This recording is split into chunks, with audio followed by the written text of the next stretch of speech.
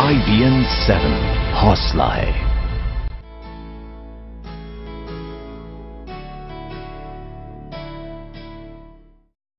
और जैसे कि उम्मीद थी, कुछ वैसे ही अंदाज में रामलीला मैदान में हुई प्रधानमंत्री की रैली। प्रधानमंत्री नरेंद्र मोदी ने रैली के जरिए दिल्ली वालों से कई वायदे किए, केंद्र सरकार की उपलब्धियों का जिक्र किया और दिल्ली को विकास के तेज रथ पर सवार करने के सपने दिखाए। इस दौरान उनके निशाने पर आम आदमी पार्टी और कांग्रेस जैसी पार्टियां रही। रैली के दौरान प्रधानमंत्री के साथ मंच पर महाराष्ट्र, हरियाणा और झारखंड के मुख्यमंत्री भी थे। बिजली सस्ती मिले, पहले बिजली मिले तो, अगर बिजली नहीं है तो बिजली का बिल आने वाला ही कहां है। हमने दो दिशाओं में काम उठाया है। हम जिस प्रकार से बिजली के काम को उठाया है, हम दिल्ली में से ये जनरेटर की आवाज बंद कर देंगे भाइयों बहनों। दिल्ली को जनरेटर से मुक्ति दिला देंगे और दिल्ली को जनरेटर से मुक्ति मिलेगी तो ये जहरीली हवा से भी मुक्ति मिलेगी। इतना ही नहीं, 24 घंटे बिजली देने का मेरा वादा है भाइयों बहनों, 24 घंटे बिजली। जनता से अटे पड़े रामलीला मैदान में जब प्रधानमंत्री मोदी दिल्ली का चुनावी बिगुल फूंकने खड़े हुए तो इस जंग का एजेंडा तय कर दिया। बीजेपी बिजली, पानी जैसे बुनियादी मुद्दों के साथ ही भ्रष्टाचार मुक्त स्वच्छ शासन प्रशासन के वादे के साथ मैदान में आक्रामक तरीके से उतर पड़ी है। और प्रधानमंत्री का सबसे बड़ा दावा है दिल्ली को 24 घंटे बिजली। पीएम नरेंद्र मोदी ने हर वक्त बिजली, सस्ती बिजली, हर घर को 2 LED बल्ब, वायु प्रदूषण से मुक्ति जैसा वादा अपने अंदाज में किया। जैसे मोबाइल फोन में आप आराम से अपना सर्विस प्रोवाइडर चुन सकते हो, सस्ते से सस्ता फोन का चार्ज करने वाला फोन का कनेक्शन ले सकते हो, उसी प्रकार से दिल्ली में हम ये योजना करने वाले हैं कि अगर मान लीजिए 10 कंपनियां यहां बिजली बेच रही हैं और अगर आप चाहते हो कि हमें इससे बिजली नहीं लेनी है, वो सस्ती देता है, हम उससे लेनी है, तो आप ले सकते हैं, व्यवस्था हम करने वाले। बिजली के बाद बारी पानी की आई। पीएम मोदी ने हरियाणा सरकार के साथ केंद्रीय शहरी विकास मंत्री के बीच हुई बातचीत का हवाला दिया। पीएम के मुताबिक केंद्र और राज्य सरकार के तालमेल से दिल्ली की पानी की समस्या का समाधान ढूंढ लिया गया है, जो पिछली सरकारें नहीं कर पाई थी। इसके बाद प्रधानमंत्री ने अपने सबसे महत्वाकांक्षी प्रोजेक्ट हर शख्स को पक्का मकान की बात छेड़ दी। मेरा एक सपना है 2022 जब भारत की आजादी के 75 साल होंगे, तब हमारे यहां दिल्ली में हर झुग्गी झोपड़ी वाले को अपना पक्का घर हो, ये सपना मैं पूरा करना चाहता हूं। दिल्ली की चुनावी सभा में प्रधानमंत्री केंद्र सरकार की अब तक की उपलब्धियां बताने और उससे दिल्ली वालों को हुए फायदे को भी गिनाने से नहीं चूके। पीएम मोदी ने दावा किया कि जनधन योजना की वजह से दिल्ली में 19,50,000 गरीबों के खाते खुले। इससे इन सभी खाताधारकों का 1 लाख का मुफ्त बीमा भी हुआ। प्रधानमंत्री ने बिना किसी पार्टी का नाम लिए विपक्षी पार्टियों पर भी हमले किए। चुनाव के मद्देनजर उनके निशाने पर दिल्ली की सभी प्रमुख पार्टियां थी। जिसकी जिसमें मास्टरी हो वो ही काम उनको देना चाहिए। मुझे बताइए, जिसको गाड़ी चलाना आता है उसको खाना पकाना दे सकते हैं क्या? दे सकते हैं क्या? गाड़ी बना चलाने वाले को गाड़ी का काम दिया तो अच्छा करेगा ना। इसलिए जिनको फुटपाथ पर बैठ करके रास्ते रोकने में अच्छा ही मास्टरी है, धरने करने की मास्टरी है, आए दिन आंदोलन करने की मास्टरी है,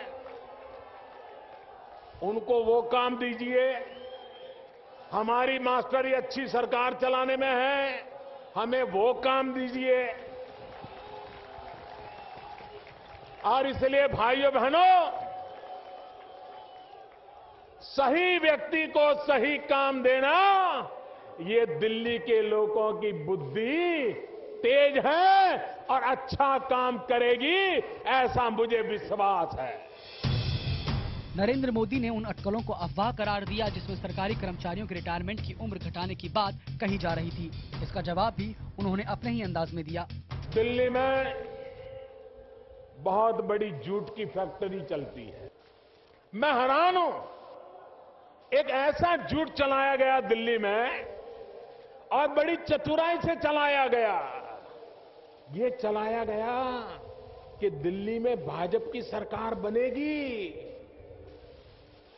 तो सरकारी मुलाजिमों की रिटायरमेंट की उम्र 58 वर्ष कर दी जाएगी। ये किसके दिमाग में से पैदा होता है भाइयों? ये झूठ कौन फैला रहा है?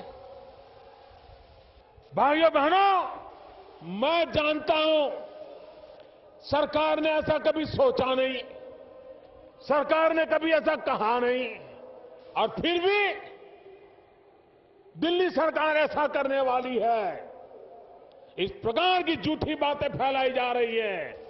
मेरी दिल्ली वासियों से इतना ही कहना है, हर दिन एक नया जूट मैन्युफैक्चर होगा।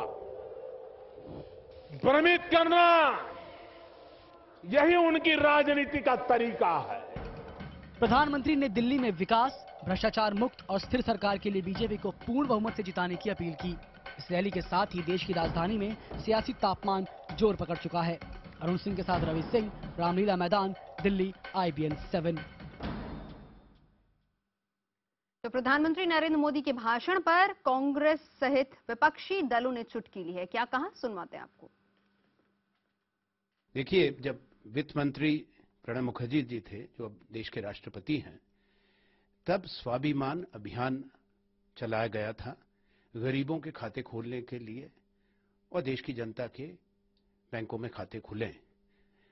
हर महीने उसके बाद 1 करोड़ लोगों के बैंक के खाते खोले गए।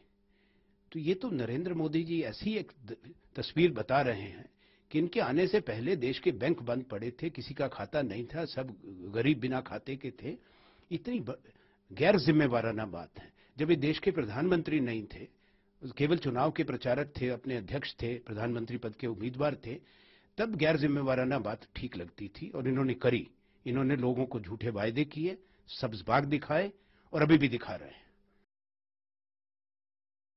प्रधानमंत्री के संदेश में दिल्ली की जनता के लिए स्पष्ट संदेश है। पहला संदेश ये है कि बिजली के बिल में ज्यादा से ज्यादा होगा तो आपको सालाना 300 रुपए की बचत मिलेगी, और वो भी ऐसे कि आपको नए बल्ब दिए जाएंगे जिसके अंदर कम बिजली लगेगी। बिजली के बिल घटेंगे, ऐसा प्रधानमंत्री ने कोई इशारा नहीं किया। तो स्पष्ट है, दिल्ली में भारतीय जनता पार्टी आएगी तो बिजली के बिल घटने की कोई गुंजाइश नहीं।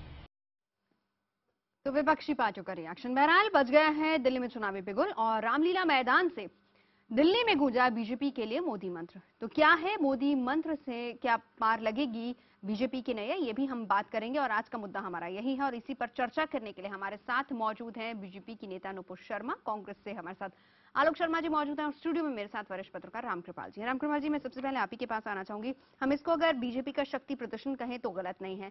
चुनावी बिगुल फूंक दिया है, बिजली, पानी, वो बुनियादी सुविधाएं जो कि लोगों को नहीं मिली है। एक राजधानी का सपना जो हम देखते हैं, जिसके बारे में शीला दीक्षित ने कहा था कि हाईटेक राजधानी हो जाएगी, लेकिन हो नहीं। क्या मायने इसके निकाले जाए, संदेश क्या है? देखिए, आज की रैली को पहले तो ये कहा गया कि ये अभी जो हाल में चुनाव हुए हैं उसमें जो बीजेपी जीती है जिन राज्यों में, उनके मुख्यमंत्रियों का ये अभिनंदन समारोह है, याद कीजिए। लेकिन अमित शाह जी ने ये कहा कि अभिनंदन समारोह है, लेकिन अमित शाह जी शायद पूरे भाषण में एक बार भी उसका जिक्र नहीं हुआ मुख्यमंत्रियों का। नरेंद्र मोदी जी ने बिल्कुल संजत ढंग से पहले शुरू के 5 मिनट उन 3 मुख्यमंत्रियों को अभिनंदन किया और बाकायदा दिया। उसके बाद जो बात थी कि ये रैली पूरी तरह से चुनावी रैली थी और वो साबित हो गया। मोदी जी ने आज 2-3 बातें बड़ी महत्वपूर्ण की और आज का दिन मैं अगर ये कहूंगा कि मोदी जी के नाम रहा। पहली बात यह है कि ये पहला विधानसभा चुनाव है, पहली रैली उन्होंने शुरू की इतनी बड़ी रैली में जिसमें उन्होंने कांग्रेस का नाम नहीं लिया। जब से लोकसभा का चुनाव प्रचार हुआ और आज तक कभी ऐसा नहीं रहा कि मोदी की बड़ी रैलियों में उन्होंने कांग्रेस का जिक्र नहीं किया हो। मतलब मोदी ने मान लिया कि दिल्ली में कांग्रेस कहीं है ही नहीं। स्ट्रेट फॉरवर्ड तो सीधी बात है कि ये बाइपोलर इलेक्शन है, दो पार्टियों के बीच लड़ाई है, ये मोदी ने स्वीकार कर लिया। दूसरी बात, मोदी जी ने कहीं ना कहीं उनको ये एहसास है कि केजरीवाल जी भी ईमानदारी और व्यक्तिगत छवि में हमारे करीब करीब खड़े हैं। ये पहला इलेक्शन है जहां मोदी जी को सीधे एक आदमी उन्हीं के कद का टक्कर दे रहा है। ये बात उन्होंने स्वीकारी और कहा कि मैं देखिए 7 महीने से हूं, मेरे ऊपर कुछ नहीं लगा। मतलब कि अगर केजरीवाल जी ईमानदार है, उनकी एक छवि है, तो मेरी भी है। अब दोनों में फर्क क्या है कि एक आदमी धरने पर बैठता है और मैं विकास कर चुका हूं गुजरात में और यहां भी कर रहा हूं, तो मुझे मालूम है, मैं इसका मास्टर हूं। तो फाइनली उन्होंने यही कहा कि जो प्लस पॉइंट है, जो अलग है बीजेपी का, वो क्या है कि ऑनेस्टी प्लस डेवलपमेंट, यानी गुड गवर्नेंस प्लस डेवलपमेंट, जो वो करते रहे। केजरीवाल जी को इस मामले में उन्होंने पीछे छोड़ा। और आप देखिए कि अभी 2 बजे वो भाषण खत्म हो रहा है, 3 बजे भाषण खत्म हो रहा है, 4 बजे केजरीवाल जी प्रेस कॉन्फ्रेंस कर रहे हैं। इसका कोई लॉजिक, इसका मतलब ये है कि चोट जो मोदी जी ने कहा बड़ी प्रभावी रही है। और ये जैसा कांग्रेस का थका हुआ बयान आप देख रहे थे, बॉडी लैंग्वेज देखिए आनंद शर्मा की, जो कुछ भी नहीं है। खुद योगेंद्र यादव जी बड़े सम्मानित व्यक्ति हैं, लेकिन मुझे नहीं लगा कि वो जो आलोचना होनी चाहिए थी, जिस तरह से पॉलिटिकल रिएक्शन वो हुआ नहीं। आलोक शर्मा जी, आपसे जानना चाहूंगी, रामकृपाल जी ने बड़े अच्छे तरीके से बात समझाई है कि नरेंद्र मोदी ने एक तरीके से ये भी संदेश देने की कोशिश की कि दिल्ली में सिर्फ 2 ही पार्टियां, आम आदमी पार्टी और बीजेपी, टक्कर अगर बीजेपी को कोई दे सकता है तो फिर आम आदमी, यानी कांग्रेस का नाम भी नहीं लिया। देखिए, कहीं ना कहीं 2 झूठे जो दल हैं वो टकराने की कोशिश कर रहे हैं। आज जो हमने देखा वो दिन के अंदर चुनावी रामलीला को हमने रामलीला मैदान से देखा। इस तरह की रामलीला हमने किसी प्रधानमंत्री की कभी पहले नहीं देखी थी। मैं बता देना चाहता हूं, आज बताइए 8 महीने हो गए, 8 महीने में दिल्ली के लिए क्या किया मोदी जी ने एक बार भी नहीं बताया। कांग्रेस पार्टी पूरी तरह से चुनाव के लिए तैयार है और जनता बताएगी कि कौन किसके बीच में टक्कर है। लेकिन आलोक शर्मा जी, आपकी तरफ से कहां है राहुल गांधी, कहां है सोनिया गांधी, कहां है सीनियर लीडर्स? शीला दीक्षित 15 साल तक दिल्ली की मुख्यमंत्री रहती है, वो भी कहीं नजर नहीं आ रही। आपकी तरफ से फिर बिगुल बज जाना चाहिए था पहले। देखिए, 15 वर्षों तक नवजोत जी अगर हम सत्ता में रहे हैं तो हमने काम किया था, लेकिन जिस तरह का नकारात्मकता का धरातल बनाकर और केवल वायदे देकर दोनों पार्टियों ने देश की जनता को गुमराह किया है, वो बहुत दुखद है। कम से कम 8 महीने बाद मोदी जी को दिल्ली की याद तो आई। आज वो कहते हैं कि जनरेटर फ्री बना देंगे, पानी की नदियां बहा देंगे। मैं पूछना चाहता हूं, 8 महीने के अंदर क्या 1 GMD पानी भी हमारा शेयर दिल्ली का बढ़ा है जो हर साल बढ़ता था? क्या 1 मेगावाट बिजली भी दिल्ली को एक्स्ट्रा मिलनी शुरू हुई है? अनऑथराइज कॉलोनीज का जो झुंझुना दिया था उसका जिक्र तक नहीं किया आपने। जिस समय आप भाषण देते हैं उस समय वसंत कुंज में रेप करके महिला की हत्या कर दी जाती है। आपके दिल्ली के पुलिस कमिश्नर कहते हैं कि 85% रेप बढ़ गया है, 85% क्राइम का ग्राफ बढ़ गया है। मोदी जी आज किस मुंह से भाषण देने गए थे, हमें तो यह भी समझ नहीं आया। इसका जवाब नुपुर देना चाह रही। जी नुपुर। देखिए, सबसे पहले मैं कहना चाहूंगी कि हम क्या करें जब आपकी खुद ही पुरानी जो पूर्व में मुख्यमंत्री रह चुकी हैं 3 दिन पहले बयान देती हैं कि हम तो भाई आम आदमी पार्टी के साथ जाएंगे। आप बताइए मोदी जी ने क्या कहा और दिल्ली के लिए आप क्या करने वाले हैं? आलोक जी, स्टेटमेंट्स में गुमराह मत कीजिए दिल्ली की जनता को। आलोक जी, माफ कीजिएगा, मुझे आप में थोड़ी पेशेंस होनी चाहिए। जैसे मैंने आपकी पूरी बात सुनी, आप भी बीच में ना काटे तो बेहतर रहेगा प्लीज। 3 दिन पहले आपकी खुद की पूर्व मुख्यमंत्री, जिनका आप अभी बयान कर रहे थे, 15 साल की जो मुख्यमंत्री रह चुकी, जब आगे आके बोलती हैं कि भाई फ्रैक्चर्ड मैंडेट होगा तो हम तो आम आदमी पार्टी के साथ जाएंगे, आप अपनी हार मान चुके। ये तो बात साफ है। दूसरी बात रही चुनाव की, तो माफ कीजिएगा, कोई भी अगर कोई पॉलिसी, कोई इश्यू हो, मैं तो नहीं देख रही कांग्रेस को दिल्ली के अंदर कहीं पे भी कोई धरना प्रदर्शन करते हुए, कहीं पे भी कोई प्रचार करते हुए, कहीं पे भी कोई नई पॉलिसी या नीति के साथ आते हुए। साफ सी बात तो ये है तीसरी बात मैं ये कहना चाहूंगी कि आप कहते हैं की बात खत्म कर लीजिए, आपकी बात आप कहते हैं, मैं प्लीज, अब इन्होंने नीतियों की बात करी, ठीक है नुपुर, आप बात खत्म कीजिए। प्रधानमंत्री पूरे देश के हैं, प्रधानमंत्री सिर्फ दिल्ली के नहीं है, और रहे प्रधानमंत्री पूरे देश के, तो उन्होंने जनधन योजना में जो कर दिखाया है वो आप कभी नहीं कर पाए। मैंने आनंद शर्मा जी का पूरा बयान सुन लिया, कहने और करने में जमीन आसमान का फर्क है। दूसरी बात रही आपके गैस सिलेंडर की, नॉन सब्सिडाइज का प्राइस कट भी हमने ही कराया अच्छी तरीके से। तीसरी बात रही इन्फ्लेशन रेट की, 5 साल में सबसे नीचा इन्फ्लेशन हमारे ही टेन्योर में और फटाफट आया है, और ऐसी कई नीतियां हैं जो हम आगे लाएंगे। और चौथी बात रही बिजली की, आप कुछ भी कह लें आलोक जी,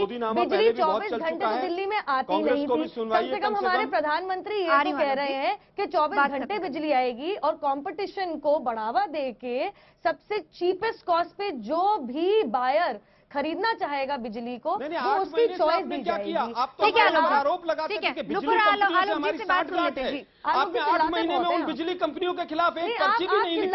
आज आप कहते हैं कि 6 महीने में 7,000 मेगावाट बिजली पैदा कर देंगे। कहां से कर देंगे? बताती हूँ, संजय कौल हमारे प्रवक्ता है, उन्होंने सीएजी की ऑडिट के लिए उन्होंने ही हाई कोर्ट में पिटीशन फाइल की थी। आप ना बोले इस बारे में तो बेहतर है, क्योंकि आपके टाइम पे और आपके साथ आपकी सपोर्टेड आम आदमी पार्टी के टाइम पे जो सरचार्ज बढ़ाने की बात हुई है, जो आप बिजली के बिल काटने की बात करते हैं सब्सिडाइज हटा के, please Alok ji please, CAG audit की पिटीशन हाई कोर्ट में संजय कौल जो भाजपा के प्रवक्ता है उन्होंने ही फाइल की थी, आपने कुछ नहीं किया था। आपके टाइम में महंगाई बढ़ी है तो लोगों को बदलाएंगे, तो उस समय पर तो चिल्लाते बहुत है, माफ कीजिए मुझे, बिजली के दाम कम नहीं से बात कीजिए, मैं भी बहुत देखिए सौम्य व्यवहार अच्छा रहता है राजनीति में, आप लोगों की एग्जिस्टेंस जीरो है, आप अपनी हार मान चुके हैं, शायद इसलिए उतावले हो रहे हैं। आप क्या करेंगे?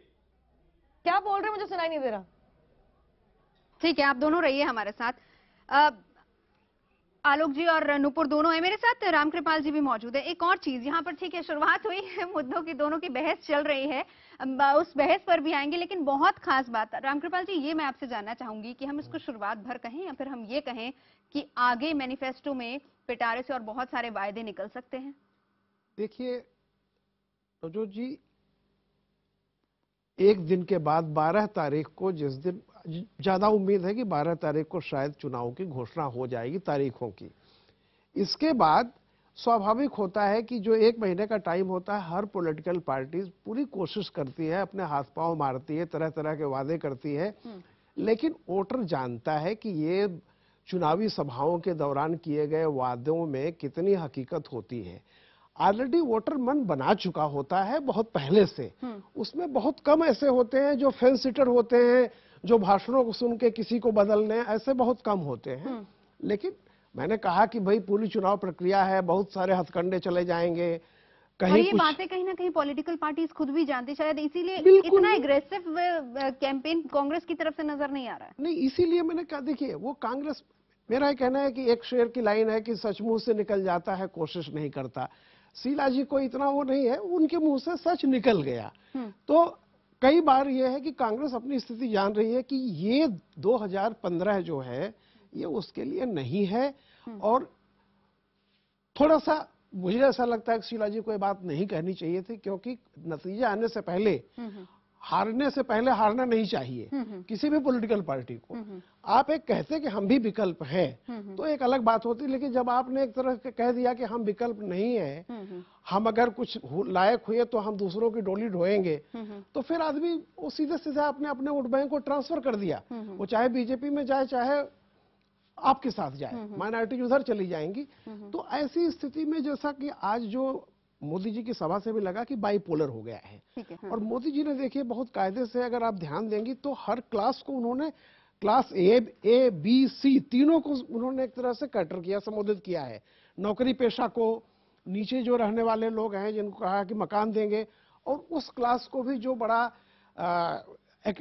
आप यूं कह लीजिए कि जो बड़ा सिद्धांतवादी होता है, जिसको लगता है, तो उन्होंने कहा कि भाई हम भी हैं, हमने भी 7 महीने काम किया, हमारे ऊपर कोई दाग नहीं लगा। लेकिन रामकृपाल जी यहाँ पर सबसे बड़ी दिक्कत ये आएगी, क्योंकि मकान की अगर वो बात कह रहे हैं, ये इल्जाम कांग्रेस पर भी लगते रहे और उसके बाद ये इन पर भी लगेंगे, अनऑथराइज्ड कॉलोनी की जो बात आती है। एक लोग गलत समझ रहे हैं, मकान की बात मोदी जी ने नहीं की है। ये लोकसभा चुनाव में उन्होंने 2 बातें कही थी, 2020 तक स्वच्छता और 2022 तक सबको मकान, पक्के मकान, ये बात लोकसभा चुनाव के मैनिफेस्टो में है। ठीक है, वो तभी आज उन्होंने उसी बात को दोहराया है, कोई नई बात नहीं कही है। ठीक है, आलोक जी, मैं 1 मिनट रामकृपाल जी आऊंगी आपके पास।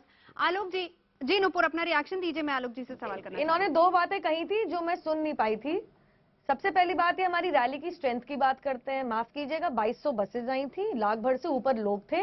इतने सारे लोग थे कि मेरे सामने गेट बंद किए गए और लोगों को अंदर घुसने से, क्योंकि इतनी जगह ही नहीं थी रामलीला मैदान में कि घुसाया जाए, तो चारों तरफ बहुत भीड़ लगी हुई थी। ये तो हमारी रैली की बात है। आप अपनी रैली की बात बताइए, जहाँ पे पिछले साल और आज भी यही हाल है। आपकी लीडरशिप तो कहीं दिख नहीं रही है। आपकी कोई भी रैली हो, माफ कीजिएगा, मुझे कंप्लीट करने दीजिए नवजोत जी, कि आपकी जहाँ पे भी रैली होती है, आपके लीडर्स को रोकना पड़ता है कि मैं पूछना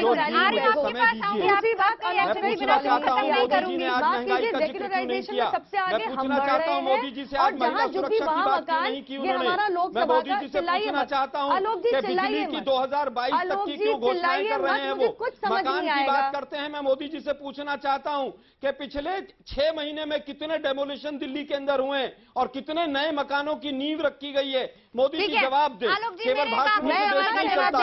आज उनके 3 वाक्य बहुत अच्छे लगे कि दिल्ली में झूठ की फैक्ट्री चल रही है, ये सच बात है। एक तरफ पार्टी केजरीवाल चला रही है, एक तरफ भारतीय जनता पार्टी झूठ की फैक्ट्री चला रही है। और उन्होंने एक बात और बहुत अच्छी कही कि झूठ बोलने वालों को दिल्ली की जनता जवाब देगी। काला धन आ गया है, बिजली 24 घंटे मिल रही है, अच्छे दिन आ गए हैं, महंगाई कम हो गई है, सब्जियां बहुत सस्ती हो गई हैं। पाकिस्तान को हम नहीं सुन पाएंगे, बहरहाल वक्त की कमी है। बहुत है, इतना जरा सड़क पे जाके चिल्लाइए, आप चुनाव फिर जीत जाएंगे। माफ कीजिएगा, मुझे आपको शुक्रिया कहना पड़ेगा। बहुत शुक्रिया आलोक जी, आपका भी बहुत शुक्रिया। रामकृपाल जी, आपका भी बहुत बहुत शुक्रिया। वक्त की कमी है।